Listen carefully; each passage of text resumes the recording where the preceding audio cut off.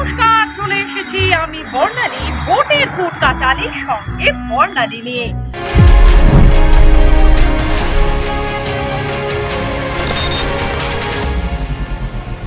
আর আজকের ভোটের কুটকাচালিতে রাজনৈতিক নতুন কুটকাচালি নিয়ে হাজির হয়েছি। আসছে বৈশাখ মাস আর বাড়ছে তাপমাত্রার পারদ।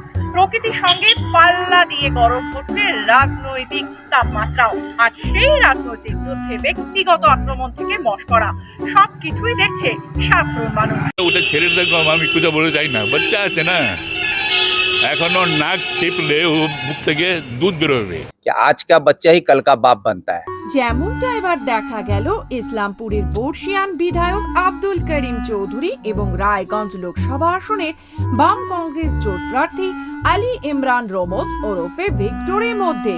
দেখছেন অবস্থা, ভিক্টরকে বলছে নাকি বাচ্চা, নাক টিপলে নাকি নাক থেকে দুধ বেরোবে, এমনটাই কটাক্ষ করলেন ইসলামপুরের তৃণমূল বিধায়ক আব্দুল করিম চৌধুরী। উল্লেখ্য, শুক্রবার সাংবাদিকদের মুখোমুখি হয়ে ইসলামপুরের তৃণমূল বিধায়ক আব্দুল করিম চৌধুরী বলেন, ও তো বাচ্চা আছে, এখনো ওর নাক টিপলে দুধ বেরোবে, এরা ছেলে মানুষ। আর কি বললেন আসুন শুনে নি। ওটা ছেড়ে দেখো, আমি কোথাও বলে যাই না, বাচ্চা আছে না, এখনো নাক টিপলে ও মুখ থেকে দুধ বেরোবে।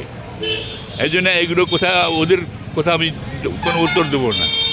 এরা বাচ্চা, এমন নাক টিপলে এখনো দুধ বেরোবে। যদিও এই মশকরার উত্তর সহজ স্বাভাবিক ছন্দেই দিলেন জোট প্রার্থী ভিক্টর।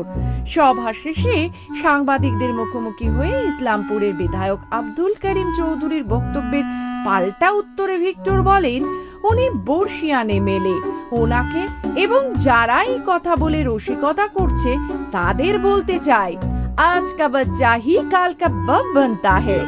ওনাকে বা যে এই কথা নিয়ে যারা রসিকতা করছে তাদেরকে আমি বলতে চাই যে আজ কা বাচ্চা হি কাল কা বাপ বানতা হ্যায়। ওটা ছেড়ে দেখো, আমি কোথাও বলে যাই না, বাচ্চা আছে না, এখনো নাক টিপলে ও মুখ থেকে দুধ বেরোবে। এই জন্য এগুলো কথা, ওদের কথা আমি কোনো উত্তর দেবো না। এরা বাচ্চা, এমন নাক টিপলে এখনো দুধ বেরোবে। ওই ভিক্টর যে কথা বলি তুমি, ভিক্টররা এরা তো ছেলে মানুষ না, এদের আমি কি বলবো, আমি কিছু বলতে মানে আমি সেদিন বলছিলাম এই বাচ্চাদের। উনি বর্ষিয়ান এমএলএ, আমাদের এই রাজ্যের আজকে সব থেকে সিনিয়র মোস্ট এমএলএ, তাকে আমি শ্রদ্ধা করি।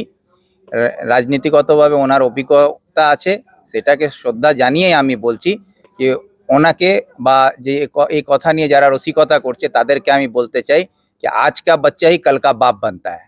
এবারের নির্বাচনে প্রচারে ঘাসফুল ও পদ্মফুল শিবিরের শীর্ষ নেতাদের মধ্যে যেভাবে বাক্যবাণে একে অপরকে বিদ্ধ করার প্রচেষ্টা চলছে, তা কোথাও যেন রাজনৈতিক সৌজন্যতার সীমা ছাড়িয়ে যাচ্ছে।